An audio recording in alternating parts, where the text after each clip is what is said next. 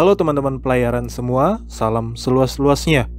Kali ini saya mau melanjutkan kembali membahas antara dua kapal pelni yang bentuknya mirip dan ukurannya sama, yaitu KM Pangrango dan KM Sangiang. Di video ini, saya bukan hanya mau membahas cara membedakan antara kedua kapal ini saja, tapi juga membahas beberapa hal yang mungkin kalian tidak ketahui. Tapi sebelum kita mulai, buat yang baru menonton channel saya ini, salam kenal ya. Di channel saya ini, saya membahas lengkap tentang pelayaran dengan kapal pelni.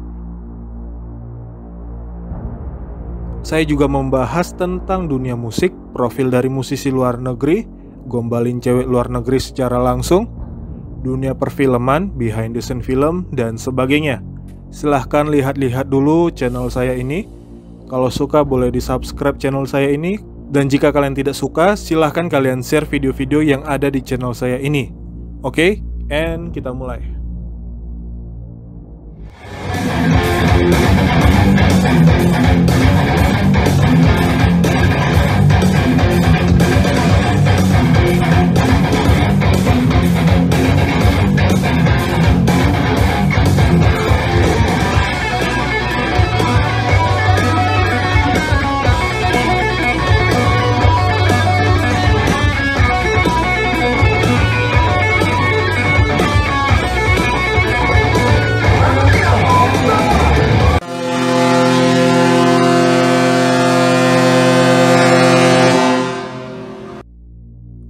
Welcome aboard. Yang pertama, buat yang belum tahu, KM Pangrango, KM Sangiang, dan KM Wilis, ketiga kapal ini merupakan kapal buatan Indonesia yang dibangun di PT PAL Surabaya. Ketiga kapal ini dibangun di Indonesia dan dibantu secara langsung sama satu tim insinyur dari galangan Jos Elmer Werf, Papenburg, Jerman. Jadi dengan kata lain, ketiga kapal ini masih proyek kerjasama antara Indonesia dengan Jerman. Bisa dikatakan ketiga kapal ini blasteran bule sama kayak saya, tapi kapal ini blasterannya kuntet. Beda dengan saya yang tinggi jangkung. Yang kedua, KM Pangrango memiliki nama asli Palindo Jaya 501 yang dibangun pada tahun 1995. KM Sangiang memiliki nama asli Palindo Jaya 502 yang dibangun pada tahun 1999. Sementara KM Wilis sudah saya bahas secara lengkap di video yang berjudul History of KM Wilis.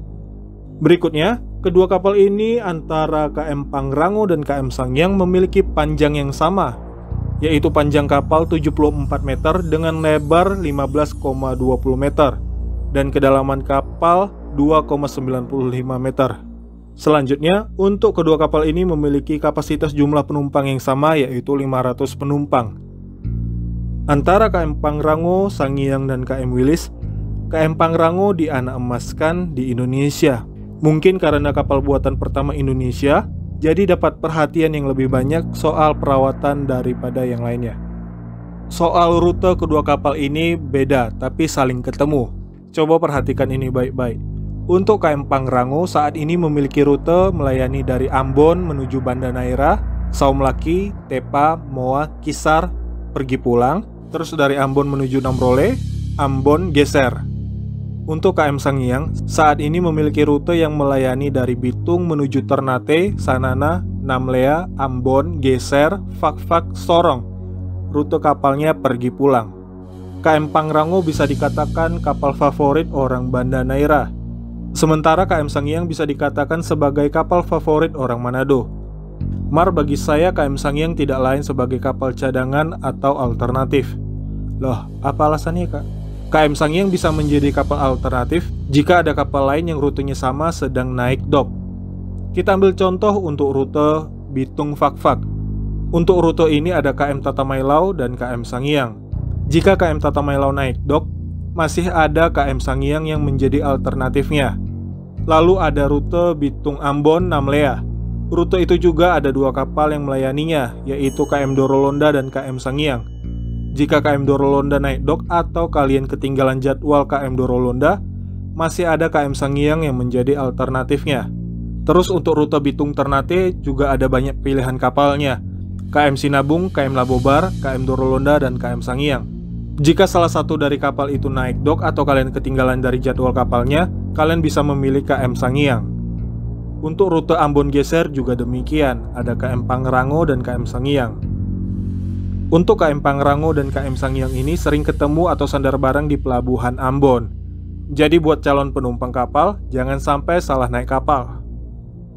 Cara bedain kedua kapal ini cukup mudah. Yang pertama, yang satu namanya Pangrango, yang satu lagi namanya Sangiang. Lalu, kru kapal dari kedua kapal ini berbeda dan tidak sama orangnya, kecuali mereka di rolling pindah dari Pangrango ke Sangiang dan sebaliknya.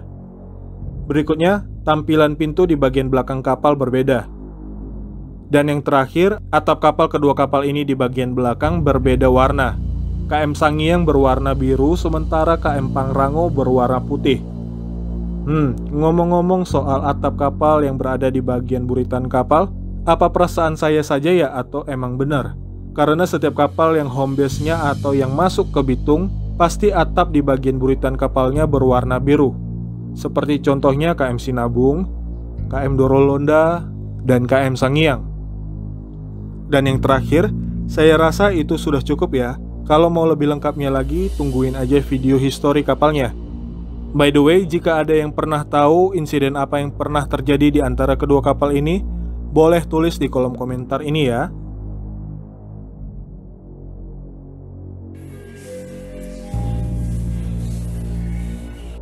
Terima kasih sudah menonton video ini sampai selesai. Yang belum subscribe, tekan aja tombol merah yang ada di bawah video ini, atau tunjuk aja foto saya yang ada di pojok kanan layar di bagian bawah di video ini. See you on next video. Untuk video lainnya terkait dengan pelayaran kapal Pelni, teman-teman silahkan cek di library playlist yang ada di channel saya ini. Di channel saya ini ada playlist info kapal Pelni, histori kapal Pelni, melihat isi dalam kapal Pelni, dan juga ada 100 video kapal Pelni lainnya. Karena hanya di channel saya ini yang memiliki info lengkap dan akurat seputar pelayaran kapal Pelni. Silahkan kalian klik tombol merah yang ada di channel saya ini, atau klik foto saya yang ada di pojok kanan bawah yang ada di video ini. Dan jangan lupa aktifkan loncengnya. Dan juga follow akun Instagram saya yang ini. Kalau teman-teman ingin melihat video yang tidak bisa saya upload ke YouTube, kalian bisa menontonnya di IGTV milik saya. Kalau kalian punya Patreon, follow juga akun Patreon saya yang ini. Dan kita akan ketemu lagi di episode yang akan datang. Salam seluas-luasnya.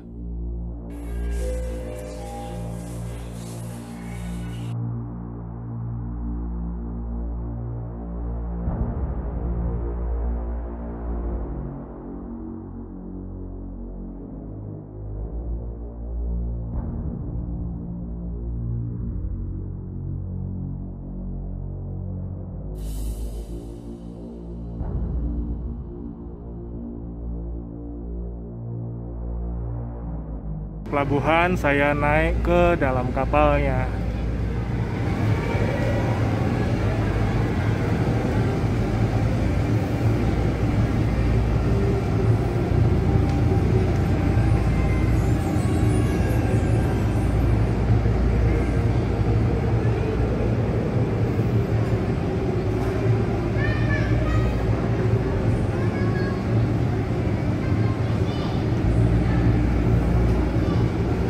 Oh iya, tadi saya sudah cek ke kamar mesin KM Dorolonda.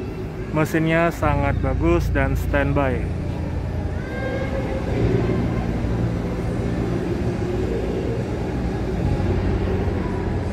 Ini siap ngebut ini.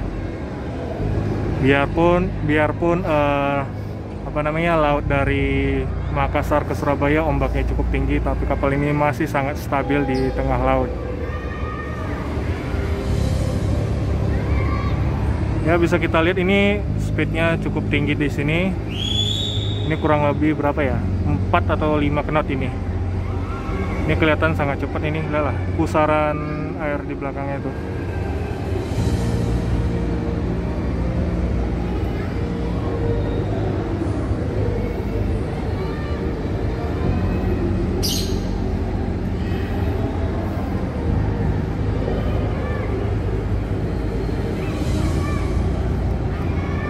Wah, ngebut nih.